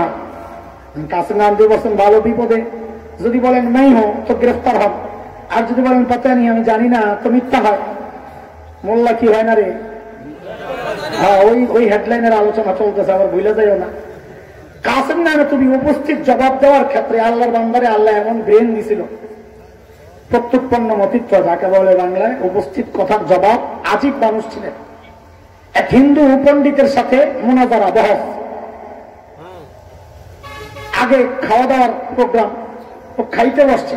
হাদিসের কথা, মুমিনরা অল্প খায়, আল মুমিন ইয়াকুলু ফি মিআন ওয়াহিদ, তিরমিজির হাদিস, ওয়াল কাফির ইয়াকুলু ফি সাবআতি আমআ। মুমিন খায় এক হাতে, কাফেররা খায় 7 হাতে। ওই শয়তান খায় আর কি সাথে, আসলে কত এটা। তো হিন্দু তো অনেক খাইছে, খেয়াল করছে যে কাসেম নামে তুমি খাইছে অল্প একটু, মোল্লার একটু সাইজ করি। মানসিক ভাবে টকশোতে যত মানসিক আক্রমণ করা যায় ততই দুর্বল করা যায়, এগুলো কৌশল টকশো। তো হিন্দু কাসেম নাম তুমি বলতেছেন, মোল্লা সাহেব খানাই তো হেরে গেলেন, আপনি আমার সাথে মনোজারায় কেমনি জিতবেন? তো কাসেম নাম বল সাদা সিধা মানুষ আস্তে করে জবাব দেও, ভাই খানা নিয়ে যদি প্রতিযোগিতা করতে হয় তা আমার সাথে না যাইয়া মহিষের সাথে করো। আল্লাহু আকবার, কি জবাব দিবে বলেন? তো যেই ইংরেজরা যায় জিজ্ঞেস করছে, কাসেম নাম তুমি কাহা? এখন কাসেম নাম তুমি কি জবাব দিবেন? যেই জায়গায় দাঁড়াইয়া ছিলেন কাসেম নাম তুমি, ওখান থেকে সৈরা এই জায়গায় আসছেন, আগের জায়গাটা ফাঁকা হয়েছে না, এমন একটা ভাব লইছেন যে কথাটা বুঝতে একটু দেরি হয়েছে। কাহা খেয়া কাসেম নাম তুমি? ও আচ্ছা, ও তো আমি হাতে তো একটু আগে এখানেই ছিল। কথা তো ঠিকই আছে, একটু আগে তো এখানেই ছিল, এখন তো সৈরা এই জায়গায় আছে। ইংরেজরা মনে করছে একটু আগে এখানে ছিল, এখন বুঝি পালাইয়া গেছে। আরে মোল্লা কি হয় না রে? সাইয়েদনা আবু বকর দুইটা শুনালাম, আবু বকরকে কেন্দ্র করে যখন বলা শুরু করছে, তো আবু বকরও যে চালাক ছিলেন এটা একটু শুনালো। সূরা লাহাব যখন নাযিল হয়েছে, সূরা লাহাবের মধ্যে আবু লাহাবের বউ উম্মে জামিল বিনতে হারব ইবনে উমাইয়ার কথাও আছে। তুই আয়াতগুলো সাইজ করো, বেটি তো শুই না, এমনি রাগী মানুষ ছিল। মুফাসসিররা লেখেন রাস্তায় যখন হাঁটতো দেখলে বোঝা যেত না দূর থেকে বেড়া না বেড়ি, সাহাবাদের স্লোগান কর না আর কি। তো উম্মে জামিল যখন শুনছে যে আয়াত এর বিরুদ্ধে নাযিল হয়েছে, তো একটা পাথর রয়েছে, নবীরে মারবে, মসজিদে ঢুকছে হারামে। নবী আলাইহিস সালাম কাবার পাশে বসে বসে তিলাওয়াত করতেছে, সাইয়েদনা আবু বকর পাশে বসে বসে পাহারা দেন। আর আবু বকর পাহারা দিয়ে যে কত মাইর খাইছে। তো উম্মে জামিল রে আবু বকর দেখছে যে উম্মে জামিলের হাতে পাথর, কানে কানে নবীকে বলতেছেন, ইয়া রাসূলুল্লাহ, উম্মে জামিলের হাত বেশি ভালো মনে হচ্ছে না। আল্লাহর হাবিব বলেন, আবু বকর উম্মে জামিল রে আসতে দেন, ও আমারে খুঁজেই পাবে না। কেন কেন? ওই কোরআনে আল্লাহ আগেই জানায় রাখছেন, সূরা বনী ইসরাঈল আয়াত 45, মালিক বলেন, فإذا قرأت القرآن جعلنا بينك وبين الذين لا يؤمنون بالآخرة حجابا مستورا। নবী আপনি যখন তিলাওয়াত করবেন, আপনার আর বেঈমানদের মাঝখানে আমি নিরাপত্তা পর্দা দিয়ে দিব, আর আপনাকে দেখবেই না। ঠিকই উম্মে জামিল হাতে পাথর লয়ে আইসা এরকম খোঁজে, দেয় না তো পাইসা আবু বকর রে, তাই আয় মোল্লা, ওই সময় তার মোল্লা কয় নাই, আমি সময়ের শব্দ দিয়ে তর্জমা করলাম আর কি। আয় মোল্লা, তোর দোস্ত কই, নবী কই? এখন আবু বকর পড়ছেন ভালো বিপাকে, যদি বলেন লা আদ্রি, আমি জানি না, তো সিদ্দিক কাটা যায়, আবু বকর মিথ্যাবাদী হয়। আর যদি বলেন এই যে নবী, তো উম্মে জামিল করবো কই যে, কারণ হ্যাঁ তো দেয় না। আবু বকর করবো এই যে, উম্মে জামিল করবো কই যে, খামাকে আবু বকর বাড়ি খেয়ে বলছি আমার লোকে বিক্রমী করস, কারণ হয়তো দেখে না। যেই না জিজ্ঞেস করলো তোমার নবী কই, সাইয়েদনা আবু বকর আস্তে করে জবাব দিয়ে দিলেন, খুঁজে দেখো। কি? আরে কি খুঁজে? আচ্ছা, সত্য না মিথ্যা? কোনটাই না, কারণ নির্দেশের মধ্যে সত্য মিথ্যা থাকে না। ওই যে জুমলা ইনসিয়া আমরা পড়ছি না, বাচ্চারা আমাদের সব ছাত্ররা কথা বল না কেন, সব কিতাবই রাখবো নাকি পড়া? নির্দেশের মধ্যে সত্য মিথ্যা থাকে না, সত্য না মিথ্যা কোনটাই না। খুঁজে দেখো, আমি কি জানি, আমি কি জানি না, তোর বড় জানা উম্মে জামিল মনে করছে জানে না, এই জন্য আমারে খুঁজতে বলতেছে। হিজরতের সময় নবী আর আবু বকর মদিনার রাস্তায়, কাফেররা খুঁজতেছে, পাইলেই তো 100 পুরস্কার। বহুদূর পর্যন্ত খবর ছড়ায় গেছে।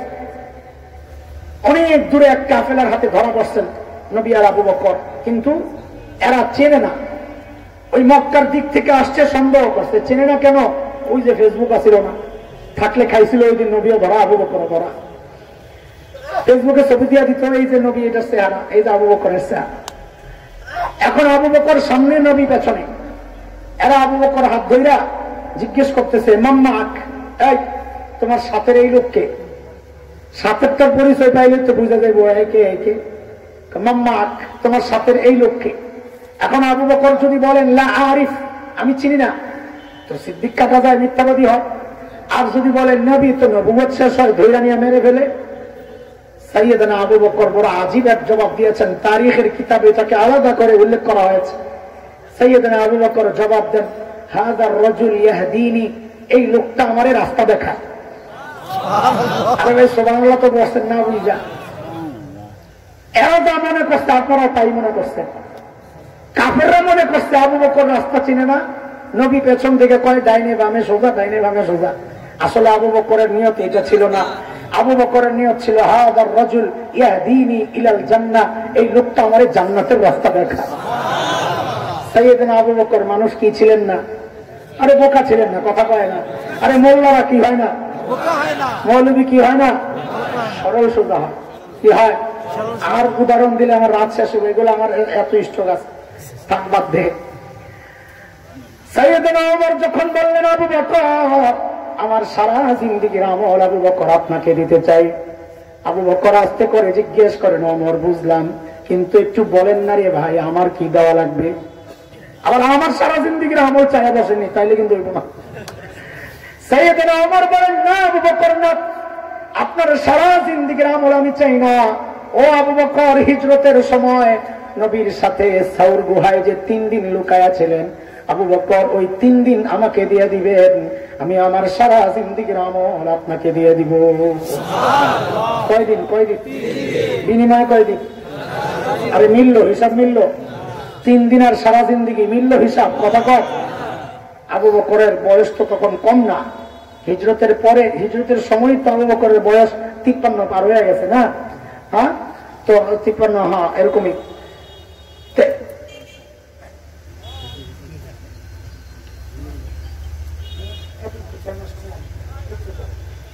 ঘটনাটা হিজরতের সাথে সাথে না, সেজন্য বললাম 53 না, ঠিকই আছে। মুরব্বী হিসাব করছে, নবীর বয়স কম, তাহলে 53 হইব না, কারণ নবীর বয়স তো 53 ছিল। তো ঘটনা তার হিজরতের দিন না, আরো কয়েকদিন পরে তো হইতে পারে, এই জন্য 53 হইব।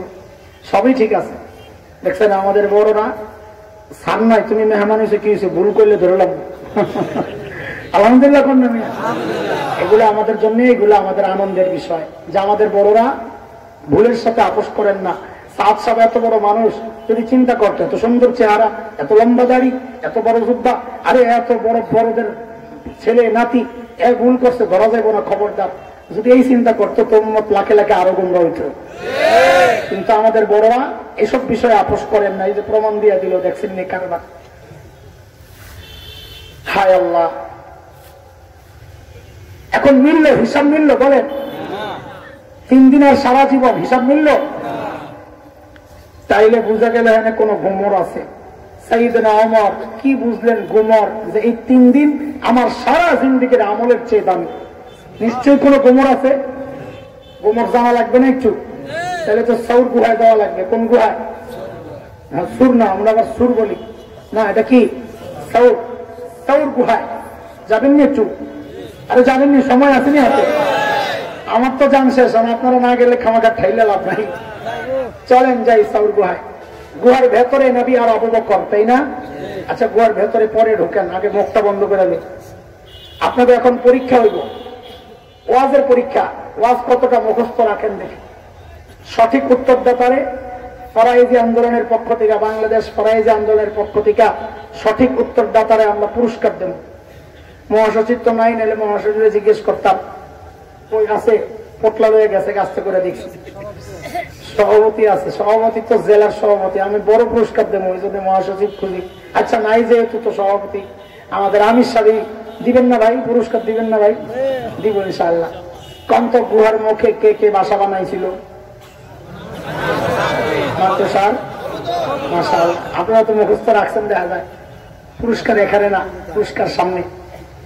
কন্ত এইবার কবুতরের ডিম পাচ্ছিল কয়টা? সঠিক উত্তরদাতারে আমার ভাই পুরস্কার দিবেন। দুইটা দুইটা দুইটা দুইটা। আর কোন মতামত আছে? দুইটা। আর কোন মতামত? একটা, পাঁচটা, তিনটা। তিনটা, দুইটা, একটা, পাঁচটা। একজনকে ডিম পারে নাই মিয়া, বাংলা কবুতর। আমাকে কথাবার্তা জানে না কিছু। ও দোস্ত, এখন কোন সুন্নি আশিকের রাসূল যদি আমার এই বয়ান শুনে তো এই ওয়াহাবি করে এই জন্যই দেখতে পারি না, এরা নবীর দুশমন, নবীর সাথে সংশ্লিষ্ট একটা গল্প নিয়ে কিভাবে তামাশা করতেছে। হরে ভাই, আমি তামাশাই করতেছি। কেন? কারণ মুহাদ্দিসরা বলেছেন কবুতরের গল্পটা পুরাই জাল, বানোয়াট, মিথ্যা কথা। শুনতে কেমন লাগতেছে না? বুঝি আমরা অনেকদিন শুনে আসছেন তো, এখন হঠাৎ করে বলছি আমি মৌলভী আর কুদ্দুস জানা মানুষ। এখন তো আপনাকে ওস্তাদ, আসল ওস্তাদ তো আছে, ওই আসল ওস্তাদরে জিজ্ঞেস করেন, বিশেষ করে পোলাপাইন যারা গাড়াগাড়ি করে। এখন তো ওলামায়ে কেরাম আসল ওস্তাদ না, আসল ওস্তাদ তো এখন ফদিলাতুল শেখ আল্লামা মুফতি ইন্টারনেট লানাতুল্লাহি আলাইহি। যায়া সার্চ দিয়া দেখো কি কয়। আচ্ছা, মাকড়সার জালের ব্যাপারে কোন কোন মুহাদ্দিস বলেছেন এটাও বানোয়াট, তবে অনেক মুহাদ্দিস বলেছেন যে না, এটা দুর্বল, বানোয়াট না। দুর্বল বর্ণনার ভিত্তি করে আমি সামনে কিছু কথা বলবো। এখন আবার প্রশ্ন আসবে যে দুর্বল বর্ণনা বলার দরকার কি? এটাও মুহাদ্দিসদের মতামত। ঘটনা বলার ক্ষেত্রে, মর্যাদা বলার ক্ষেত্রে দুর্বল বর্ণনা আনা যায়, সেজন্য আনতেছি। খেয়ানত করবো না আপনাদের সাথে। এখন একটা প্রশ্ন করি, খুব মনোযোগ দিয়ে প্রশ্নটা শুনবেন, জবাব দেওয়া লাগবে। আল্লাহ তাআলা যদি চাইতেন গুহার মুখটাকে পাথর দিয়ে একদম ইনটেক প্যাকেট করে, যেন বোঝানো যায় জায়গায় গুহা আছে, এইরকম সুন্দর করে প্যাকেট করে গুহার ভেতরটাকে জান্নাতের টুকরা বানাইতে পারতেন কি পারতেন না? পারতেন? আল্লাহ তা করেছেন? বলেন না করেছেন? করেন নাই। কেন করেন নাই? মাকড়সার জাল দিয়া নিরাপত্তা দিচ্ছেন। কেন? মাকড়সার জাল অনেক শক্তিশালী, ওটা ছিদ্র করে, ছিন্ন করে, ভেদ করে, ভেতরে ঢুকতে পারবে না। এমন না দুর্বল? মাকড়সার জাল শক্তিশালী না দুর্বল? কতটা দুর্বল? মাকড়সার নামে একটা সূরা আছে কোরআনে, সূরা আনকাবুত। ওই জায়গায় আল্লাহ মাকড়সার জাল সম্পর্কে বলেছেন, ইন্না আওহানাল বুয়ুতি লাবাইতুল আনকাবুত। জগতের সবচাইতে দুর্বল ঘরের নাম হচ্ছে, বলেন না, মাকড়সার ঘর। তাইলে আল্লাহ এই মাকড়সার ঘর দিয়া এই নবী আর আবু বকরের নিরাপত্তার ব্যবস্থা করলেন। কারণটা কি? কারণ হচ্ছে আল্লাহ তার বান্দাদেরকে দেখায়া দিচ্ছেন, এরে আমার বান্দা দেখো দেখো, আমি যদি আমার দিনকে বাঁচাতে চাই তো আমার পারমাণবিক অস্ত্র লাগে না, আমার ট্যাঙ্ক কামান আর ওই সাবমেরিন লাগে না, আমার লাখো সৈন্যের দরকার হয় না। আমি যদি আমার দিনকে বাঁচাতে চাই তো আমি মাকড়সার জাল দিয়েই বাঁচাইয়া দিতে পারি। দরকার আবু বকরের ঈমান। ঈমান মজবুত করো, অস্ত্র আল্লাহ, শক্তি দিবেন কে? আল্লাহ। শেখ ওমর মুখতার, শতাব্দীর শ্রেষ্ঠ বিপ্লবী বীর মোল্লা ওমর রহমতুল্লাহি আলাইহি, শতাব্দীর শ্রেষ্ঠ বিপ্লবী বীর মোল্লা উসামা বিন লাদেন রহমতুল্লাহি আলাইহি, শতাব্দীর শ্রেষ্ঠ বিপ্লবী বীর। ভয় পাইছেন? চেহারা তরুণ লাগতেছে। আমি বলতেছি আমার লাগে না? হ্যাঁ ভাই, কি যে জমানা এলো রে ভাই। আমার এক মুরব্বী ভাই যান, অবাক হবেন শুনে, ধরে কই কি সময় ভালো না, একটু চুপ থাকলে হয় না তো? আমি বলি হুজুর কি কর, সময় ভালো না বইলেই তো বলা দরকার, ভালো হইলে তো চুপ থাকলে চলতো, বলা দরকার ছিল। তারপরে একটু হেকমতের সাথে বললে, আমি কই কি হেকমত, এটা আল্লাহ জানে। পরে অনেক চিন্তা করছি এটা কোন হেকমত যেটা আমাকে শিখায় মানুষের, তো হেকমতের সাথে কথা কম, এত চিল্লাও কেন? তো অনেক খুঁজা পাইছি, আরে এই নি কাহিনী। বাংলাদেশে হেকমত দুই প্রকার, এ মাদ্রাসা পোলাপান ভালো করে আসো। বাংলাদেশে হেকমত কয় প্রকার? একটা হলো বাংলা হেকমত, কি? আরেকটা হলো আরবি হেকমত। বাংলা হেকমত মানে, বাংলা হেকমত হইল পিঠ বাঁচানোর জন্য সত্যকে গোপন করে তালে তালে চলতে থাকা। এর নাম কি? এর নাম কি? আরে কথা কও না। আরেকটা হইল কোরআনের হেকমত, ইউতিল হিকমাতা মান ইয়াশা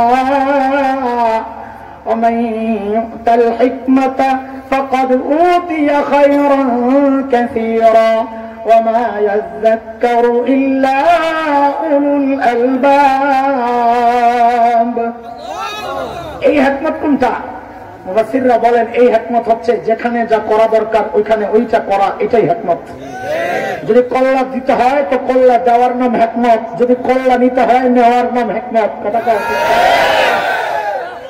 শেখ ওমর মুখতার লিবিয়ার বিখ্যাত বিপ্লবী বীর, সশস্ত্র লড়াই করছিলেন দখলদারদের বিরুদ্ধে। একজন এসে বলল, হযরত এলাকা ছাড়তে হবে। বলে কেন? বলে গভর্নমেন্ট সিদ্ধান্ত নিয়েছে ওই দখলদাররা বম্বিং করে গোটা এলাকা শেষ করে দিবে। আমাদের তো বিমান বিধ্বংসী অস্ত্র নাই, আমরা কিভাবে মোকাবেলা করব, চলেন পালাই। শেখ ওমর মুখতার ইমান দীপ্ত এক বিপ্লবী জবাব দিয়েছেন পাল্টা প্রশ্ন করে, বড় আজীব প্রশ্ন করেছেন। তিনি জানতে চাইলেন, আচ্ছা বলো তো ওদের বোমারু বিমানগুলা কি অনেক শক্তিশালী? বলে হ্যাঁ অনেক শক্তিশালী। বলে কত শক্তিশালী একটু বলো তো। ওই বিমানগুলা আরশের উপরে দিয়া যায় না আরশের নিচে দিয়া যায়? কি কোন না কোন, কোথায় আরশ, কোথায় সাত আসমান, কোথায় মহাশূন্য, এর কত নিচে দিয়া বিমানগুলা যায়? থুরুমিয়া তাইলে ডরাই আলাপ। আরশের উপর দিয়া যদি যেত তাহলে আমি ভয় পেতাম যে আমাকে রক্ষা করবেন যে আরশের মালিক, তার মাথায় যদি বম একটা পড়ে তো আমারও বাঁচাবেন কে? আমার মালিকের যদি কিচ্ছু না হয় তা আমারও কোনো টেনশন নাই।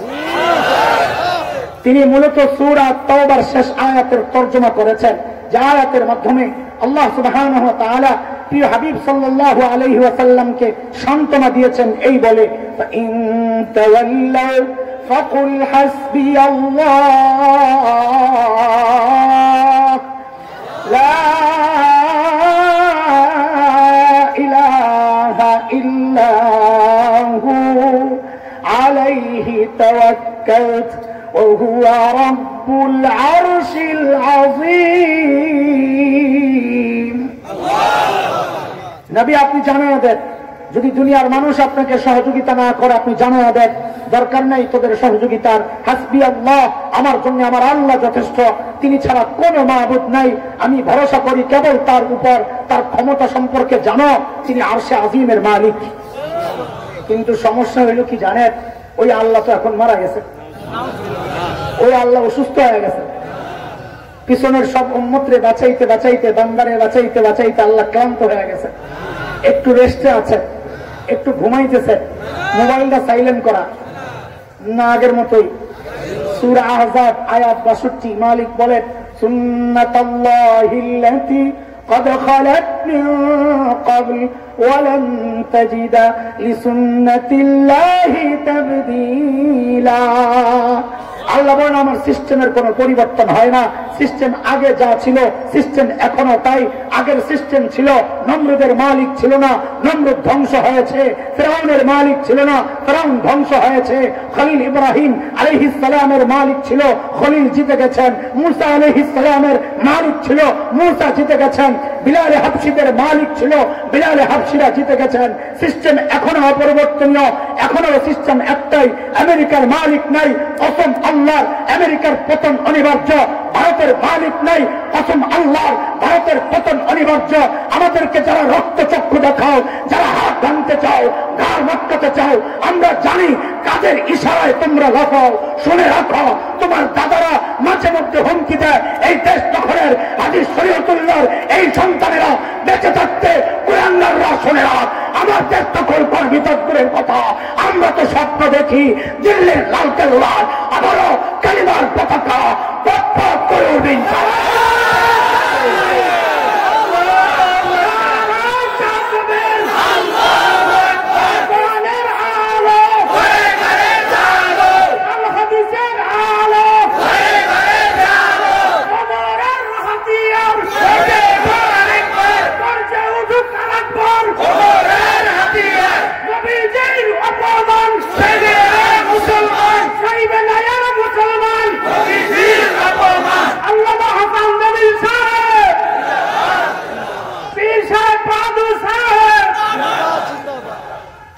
এরা ভাবে কি জানেন, এরা ভাবে আমাদের কেউ ফরাইজ আন্দোলন করে, কেউ সরমরাই করে, কেউ তাবলীগ, কেউ হেফাজত, কেউ জমিয়ত, কেউ আওয়ামী লীগ, কেউ বিএনপি, কেউ জামাত, কেউ জাতীয় পার্টি, কেউ সুন্নি, কেউ ওয়াহাবি, কেউ কিয়ামি, কেউ বৈঠকি, কেউ কওমি, কেউ আলিয়া।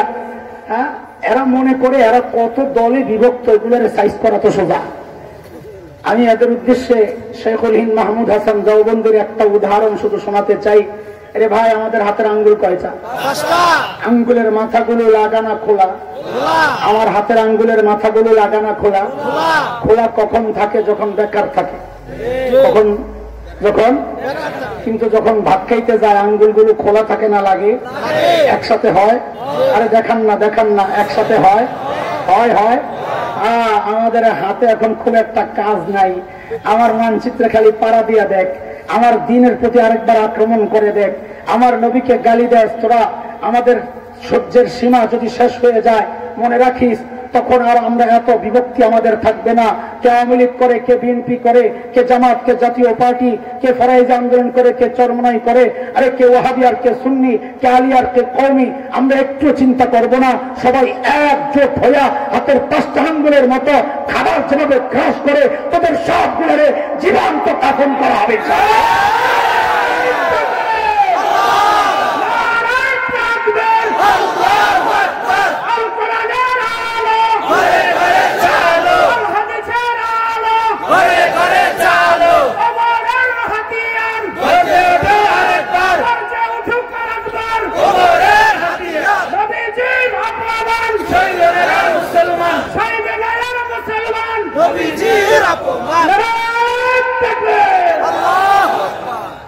আল্লাহর হাবিব সাইয়েদনা আবু বকরের কোলে মাথা রেখে গুহার মধ্যে ঘুমাচ্ছিলেন। ঘুম থেকে উঠে নবী দেখেন যে আবু বকরের চেহারার মধ্যে চিন্তার ছাপ। নবী জিজ্ঞেস করেন, ও আবু বকর, আপনি এত চিন্তিত কেন, এত পেরেশানি কেন? সাইয়েদনা আবু বকর জবাব দেন, ইয়া রাসূলুল্লাহ, ওই যে গুহার মুখের দিকে একটু তাকায়া দেখেন। লাউ আন্না আহাদাহুম ইয়ানজুরু ইলা কদামাইন, গুহার মুখের দিকে তাকানোর দরকার নাই, তাদের যে কেউ নিজের পায়ের দিকে তাকাইলো আমাদেরকে দেখে ফেলবি। নবী সান্ত্বনা দিচ্ছেন, হ্যাঁ আবু বকর, আপনি ভেবেছেন কি? হ্যাঁ, এই গুহার ভেতরে খালি আমি আর আপনি না? আবু বকর না, এই গুহায় খালি আমি আর আপনি না। আবু বকর, আপনি টেনশন করেন না, এই গুহার ভেতরে আমাদের সাথে আল্লাহ আছে। নবীর সান্ত্বনার এই কথাটুকু আল্লাহর এত পছন্দ হয়েছে, আল্লাহ তাআলা কোরআন আল কারীমের সূরা তাওবার একটা আয়াতের টুকরা বানায়া নাযিল করে দিয়েছেন। মালিক বলেন, ইযহুমা ফিল গার ইয ইয়াকুলু লিসাহিবি লা তাহজান ইন্নাল্লাহা মা'ানা। দুইজন যখন গুহায়, একজন যখন তার সাহাবীকে বললেন, খেয়াল করেন আবু বকরের মর্যাদা শোনাইতেছি, মনে আসেনি? একজন যখন তার সাহাবীকে বললেন, এইবার বলেন একজন মানে নবী, নবী যখন তার সাহাবীকে বললেন, সাহাবী মানে কে? কে কে? আবু বকরের মর্যাদা বেড়ে গেছে। আর একটু কেন? আবু বকর যে নবীর সাহাবী, এটা আল্লাহ কোরআনে স্বীকৃতি দিয়া দিলেন। ইযহুমা ফিল গার ইয ইয়াকুলু লিসাহিবি। কিন্তু ওমরের গোমর এই জায়গায় না, ওমরের গোমর তো পরে। নবী বলেন, আবু বকর আপনি ঘাবড়ায়েন না, ইন্নাল্লাহা মা'ানা। আবু বকর, আল্লাহ আমাদের সাথে আছেন। ওমর কয়েক খাইছে। আবু বকর 3 দিন থাইকা এমন জায়গায় চলে গেছে আমাদের নাগালের বাইরে, আবু বকরের ধরার মতো আর কোনো অবস্থা নাই। এই জন্য ওমর এই পলিসি করছে। কেন? কারণটা কি? গোমরটা কি? ওমর চিন্তা করেছেন, সারা জিন্দেগি আমল কইরা নবীর কাছ থেকে আমি কি স্বীকৃতি পেলাম, নবীর সাথে আমার সম্পর্কের লেভেলটা কি, নবী কি বলেছেন আমার সম্পর্কে? ওমর সম্পর্কে নবী বলেছেন, লাউ কানা বাদি নবিয়্যুন লাকানা উমর। নবী বলেন, আমার পরে যদি কেউ নবী হতো, ওমর হতো। কে? কবে? ওমর বুঝে গেছেন নবীর সাথে আমার সম্পর্কের লেভেলটা হচ্ছে বাদিয়তের আগে আর নবী বলেন, ওমর আমি আগে, আপনি কোথায়? আমি আগে, আপনি পরে। ওমর কয়েক সারা জিন্দেগি আমল কইরা পাইলাম বাদিয়তের মুকুট। নবী বলেন, ওমর আমি আগে, আপনি পরে। আর আবু বকর 3 দিন থাইকা কি পাওয়া গেল? আবু বকর নবী বলেন, আবু বকর আপনার সাথে আমার সম্পর্কের লেভেল কিন্তু ওমরের মতো বাদিয়াতের না, আগে আর পরে না, মানা মাইয়াতের, সাথে সাথে সাথে। সাইয়েদনা ওমর বুঝে গেছে আমার সারা জিন্দেগির আমলের রেজাল্ট কি? সারা জিন্দেগির আমলের রেজাল্ট বাদিয়াতের মুকুট, আগে আর পরের মুকুট। আবু বকর আমার এটা লাগবো না, আমার সারা জিন্দেগির আমল লইয়া যান। আসলে ভিতরে সিপা দিয়া বাদিয়াতের মুকুট ঢুকাইয়া দিস, আর আপনার আমার 3 দিনের আমল দিয়া দেন, ওই যে ফাঁকে দিয়া মাইয়াতের মুকুট লইয়া লইস। কিন্তু আবু বকর মানুষ তো বোকা না, এতক্ষণ বুঝাইছি না? আবু বকর মানুষ কি বোকা না, সরল সোজা। এই গোমর বুঝেছেন ওমর, আবু বকর বুঝেন না? কি জবাব দিলেন আবু বকর? আহারে, আজ থেকে 12-13 বছর আগে সর্বপ্রথম যখন আমাদের হাকিমুল ইসলাম কারি তৈয়ব রহমতুল্লাহ আলের কিতাবে যখন এই ঘটনা পড়ি, আবু বকরের জবাবটা শুই না, ওয়াল্লাহি ওয়াল্লাহি আল্লাহ সাক্ষী, আমি সাথে সাথে কেঁদে গেছি। কি মানুষ আবু বকর, কি মানুষ আবু বকর! আবু বকর জবাব দিচ্ছেন, ওমর বলেন কি আপনি? আরে বলেন কি, এই 3 দিন যদি আপনারে দিয়ে দেয় দোস্ত, তো আমার আর জীবনে থাকি কি? জীবনে তো কিছু করতে পারি নাই ভাই, এই 3 দিনই তো আমার পুঁজি। আবু বকর বলে জীবনে কিছু করতে পারে নাই। আরে কি করে নাই আবু বকর নবীর জন্য? কি করেন নাই? হিজরতের রাতে নবী আলাইহিস সালাম দরজায় যায় খালি টোকা মারছে, সাথে সাথে দরজা খুলে গেছে। নবী অবাক হয়ে গেছেন, আবু বকর আপনি ঘুমান নাই?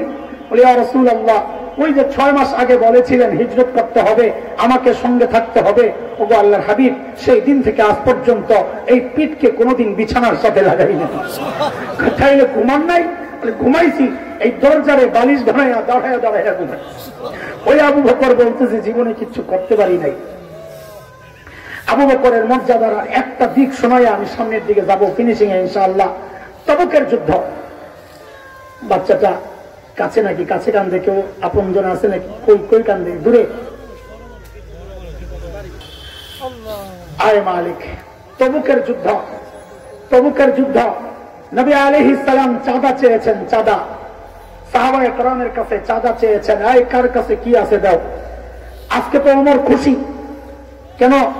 চাঁদার ব্যাপার আসছে, আবু বকর তো আমার সাথে পারবে না, কারণ আবু বকরের ঘরে আছে কি, দিবি কি? ওমর খুশি, বাড়িতে গেছে, যা ঘরে যা ছিল সব নামাইছে, 2 ভাগ করছে। 2 ভাগ করে 1 ভাগ ঘরে রেখে আসছেন, আরেক ভাগ নবীর দরবারে নিয়ে আসছেন। ইয়া রাসূলুল্লাহ, আমার চাঁদা। নবী জিজ্ঞেস করতেছেন, ওমর কি নিয়ে আসছেন?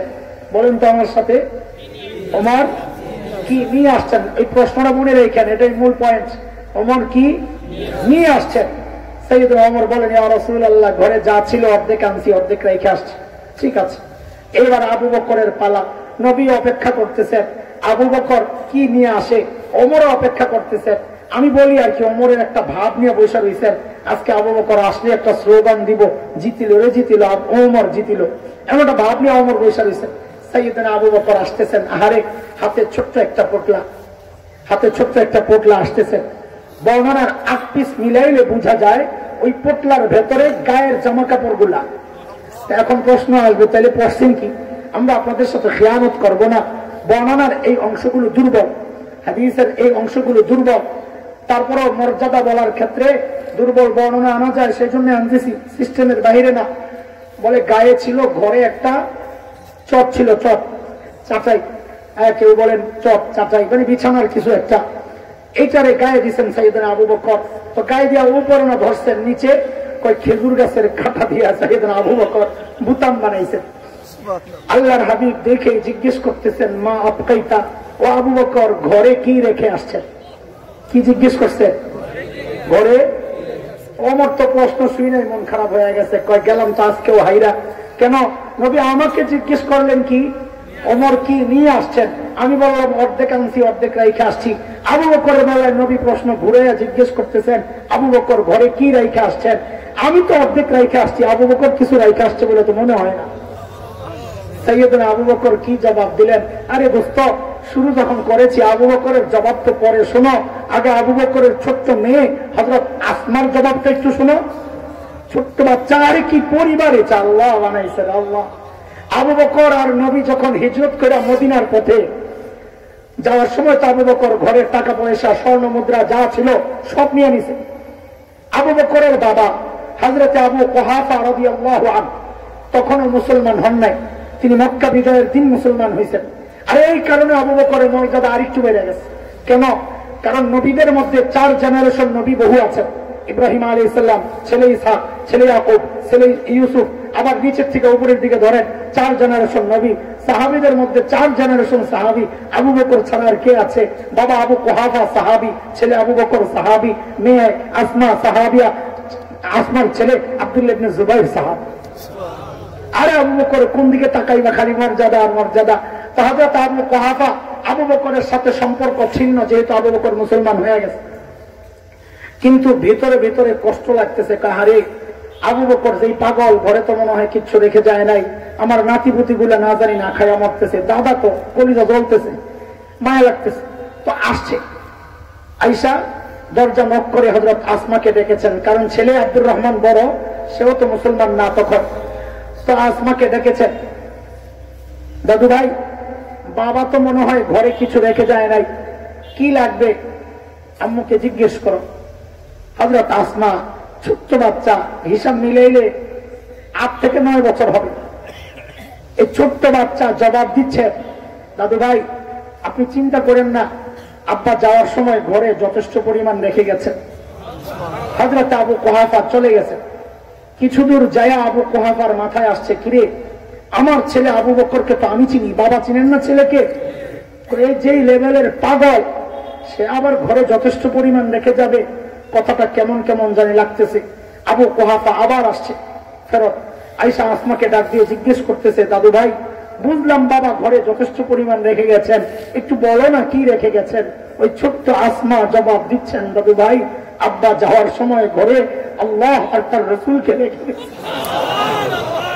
আপনি টেনশন করেন না, আমাদের জন্য এইটাই যথেষ্ট। ছোট্ট বাচ্চা যদি এই জবাব দিতে পারে, তো বাবা আবু বকর কি জবাব দেন? সাইয়েদনা আবু বকর জবাব দিচ্ছেন, ইয়া রাসূলুল্লাহ ওই যে ঘরের বেড়াগুলো খেজুর পাতার বেড়া, আসার সময় থাপড়াইয়া থাপড়াইয়া আসছি, কেন মাঝে মধ্যে সুই গেতে রাখতাম, সুই যেন একটা সুই পর্যন্ত ঘরে থেকে না যায়, ওই সুইটা যেন আমার কোন মুজাহিদ ভাইয়ের কাজে আসে।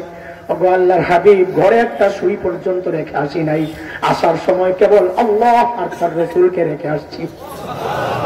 বন্ধুরা আবু বকরের মর্যাদা শোনাইতেছি, এর মধ্যে জিবরাইল আমিন হাজির, নবীকে সালাম দিয়ে বলতেছেন, ইয়া রাসূলুল্লাহ আল্লাহ আবু বকরকে সালাম পাঠাইছে। নবী যেমন আবু বকরের বেলায় প্রশ্ন করছেন উল্টা, আল্লাহরও প্রশ্ন উল্টা। জিবরাইল আমিন বলেন, ইয়া রাসূলুল্লাহ আল্লাহ জানতে চেয়েছেন, আপনি আবু বকরকে জিজ্ঞেস করেন, আল্লাহ তো আবু বকরের উপর রাজি, আল্লাহ তো আবু বকরের উপর রাজি। আল্লাহ জানতে চেয়েছেন আবু বকর আল্লাহর উপর রাজি কিনা। না তো কষ্টে থাইকা মানবী বানিয়ে হরিশরীফে জিজ্ঞেস করেন, আর এই কথা শুই নাই। সাইয়েদনা আবু বকর হাউমাউ করে কান্না শুরু করছেন, ইয়া রাসূলুল্লাহ আমি আমার রবের উপর রাজি, ইয়া রাসূলুল্লাহ আমি আমার রবের উপর রাজি, ইয়া রাসূলুল্লাহ। এত বড় মানুষ আবু বকর, ওই যে বুড়ির বাড়ির সামনে রেখে আসছিলাম, মনে আছে? আছে।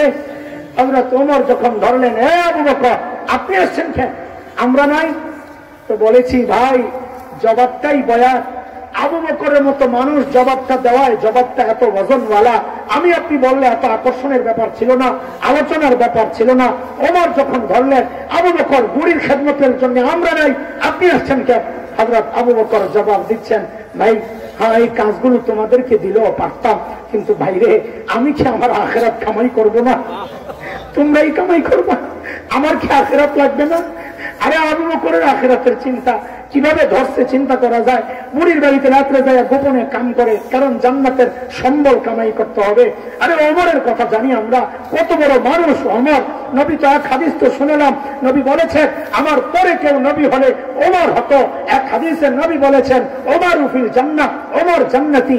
আমি আপনি হকের উপর চললে বলা হয় লোকটা হকপন্থী। ওমর সম্পর্কে নবী বলেছেন উল্টা, নবী বলেন দারাল হাক্কু হাইসু দারা, ওমর যেদিকে যায় হক তার পেছনে পেছনে যায়। জান্নাতে গিয়ে নবী ওমরের বাড়িটা দেখছেন, দুনিয়ায় এসে নবী উচ্ছ্বাস প্রকাশ করতেছেন, যাই ওমরের বাড়িটা জান্নাতে দেখছি কি যে সুন্দর, আমার মন চাইছিল বাড়িটার ভেতরে ঢুকি, না জানি ভেতরটা কত সুন্দর। কিন্তু ওমরের যে প্রেস্টিজ, আত্মমর্যাদা বোধ, গায়রত। আমি জানি ঢুকলে যদি ওমর মাইন্ড করে, এই জন্য আমি ঢুকি নাই। হায় ওমর শুই নাই তো হাউমাউ করে কান্না শুরু করছেন।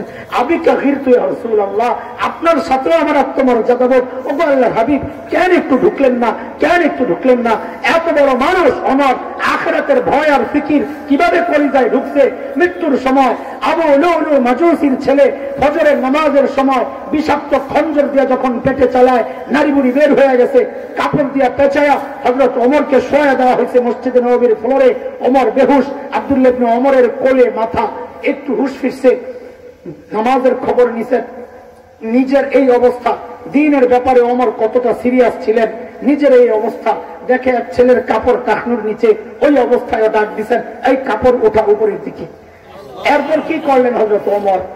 অর্ধ জাহান শাসন করা, 22 লক্ষ বর্গ মাইল। অনেকে চিন্তা করে 22 লক্ষ বর্গ মাইল তো অর্ধ জাহান না। আরে ভাই, তখন দুনিয়া যতটুকু আবিষ্কার হয়েছে ওই হিসাবে অর্ধ জাহান। তখন তো আমেরিকা এগুলো হয় নাই, আবিষ্কার হয় নাই। তো হযরত ওমর ছেলে আব্দুল্লাহ ইবনে ওমরকে বলতেছে, আব্দুল্লাহ, আমার মুখটারে ফ্লোরে নিয়ে রাখো, কোলের থেকে নিয়ে ফ্লোরে রাখো। ও ভাই, ফ্লোর কি ছিল? পাকা, টাইলস করা, মোজাইক করা, কি ছিল? মাটি। মাটি। হযরত ওমরের মাথাটা যখন মাটির মধ্যে রাখা হলো, আরে জান্নাতের সুসংবাদ পাওয়া ওমর, নবীর সাথী। ওমর জানতেন মানুষ না, আল্লাহর হাবিব আল্লাহর কাছ থেকে চায়া চায়া ভিক্ষা মাইনা ওমরকে আনছে। হ্যাঁ, ওই ওমর নিজের মাথাটাকে মসজিদে নববীর ফ্লোরে রাখা গালগুলাকে মাটির সাথে ঘষেন আর চিৎকার করতেছেন আর বলতেছেন, ওয়াইলুল লাকা ইয়া ওমর ইন লাম ইয়াগফির লাকা রাব্বুক। ওমর, তোমার রব যদি তোমারে ক্ষমা না করে, ওমর তোমার জন্য ভয়ঙ্কর বিপদ কিন্তু অপেক্ষা করতেছে। ওমরের আখিরাতের এইরকম চিন্তা। আরে আবু বকরের মতো মানুষ, কত বড় মানুষ আবু বকর, শোনাইলাম জান্নাতের 8টা দরজা থেকে ডাক আসবে, ও আবু বকর আপনি আমারে দিয়া ঢোকেন না, আমারে দিয়া ঢোকেন না। এত বড় মানুষ আবু বকর দূরে নির্জনে চলে যেতেন, একা একা চিৎকার করে করে কাঁদতেন আর বলতেন, ইবনা আবি কুহাফা, এই আবু কুহাফার ছেলে, তুই মানুষ কেন হইলি রে? আরে তুই মানুষ কেন হইলি? এখন আল্লাহর আদালতে দাঁড়াইয়া হিসাব কেমনে দিবি? গাছ দেখলি চিৎকার করে করে কাঁদতেন আর বলতেন, ইয়া লাইতানি কুনতু ওয়ারাকা মিনাস সাজারা তুদাব ওয়া তুকাল। আয় মানুষ না হইয়া যদি গাছের পাতা হইতাম তো জীবজন্তু আমারে চাবায়া চাবায়া খায়া শেষ করে বলতো, আল্লাহর আদালতে আমাকে আর হিসাবের জন্য দাঁড়াইতে হইতো না। আরে আবু বকরের চিন্তা এমন ছিল, ওমরের চিন্তা এমন ছিল, এত বড় মানুষ হওয়া সত্ত্বেও এমন চিন্তা তো হওয়া দরকার ছিল আমার মতো জালিমের, আমার মতো জালিমের। অথচ আমাদের চেহারার দিকে তাকাইলে তো মনে হয় না আমাদের কারো মৃত্যুর ভয় আছে, কারো কবরের ভয় আছে। কেন রে ভাই, আমি জানতে চাই, কে আমাকে তোমাকে গ্যারান্টি দিল যে আমাদের কবরের, আমাদের মৃত্যু যন্ত্রণা হবে না? আরে ওমর তো গ্যারান্টি পাওয়া মানুষ, ওমর উকিল জান্নাত। আবু বকর তো গ্যারান্টি পাওয়া মানুষ, আমাকে তোমাকে কে গ্যারান্টি দিল যে আমাদের কবরের আযাব?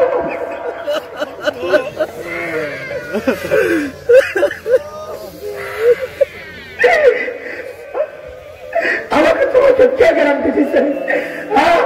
কে গ্যারান্টি দিচ্ছে যে আমাদের হাসর কষ্ট হবে না? বলছে রাতের পেরেশানি নাই, জাহান্নাম থেকে বেঁচে যাব, জান্নাত পেয়ে যাব। আরে কে গ্যারান্টি দিল বলো? কে গ্যারান্টি দিল বলো? চেহারার দিকে তাকাইলে মনে হয় মরা ওখানে বহু দূরে আছে।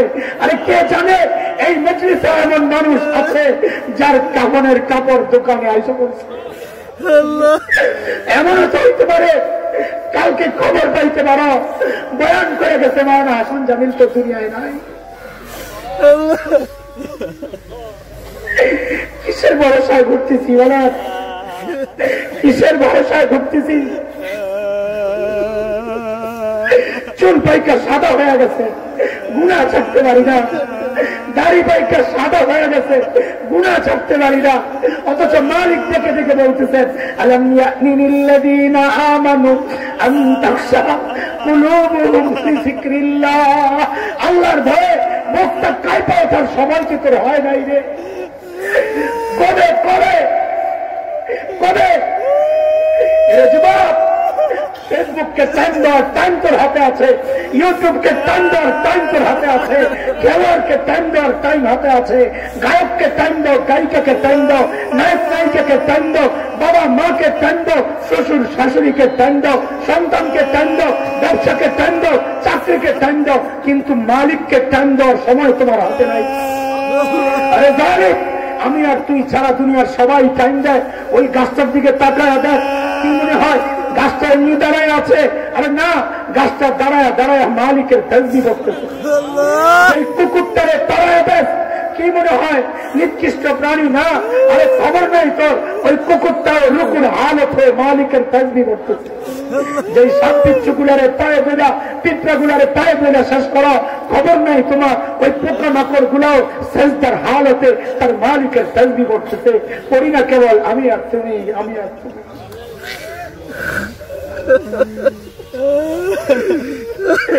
কোন ভরসায় বসে আছি ভাই? আপনাদের হালত তো আমার জানা নাই। নিজের উপর আমি নিজে খুব বিরক্ত হয়, জীবনটা কি করলাম, হায় কি করলাম। ভালো ঘর 30টা বছর পার করলাম, হ্যাঁ প্রত্যেকটা দিন যদি 2 রাকাত করে নফল নামাজ পড়তাম, আজকে আমল নামায় কতগুলো নামাজ পাইতাম। হায় জীবনটা কি করলাম। প্রত্যেক দিন যদি একবার করে অতিরিক্ত সুবহানাল্লাহ পড়তাম, আজকে আমল নামায় কতগুলো সুবহানাল্লাহ পাইতাম। প্রত্যেক দিন যদি একবার করে ইস্তেগফার পড়তাম, আজকে আমল নামায় কতগুলো ইস্তেগফার পাইতাম। হায় কি করলাম, হায় কি করলাম। এই আমল নামা নিয়ে মালিকের সামনে কেমনে দাঁড়াবো?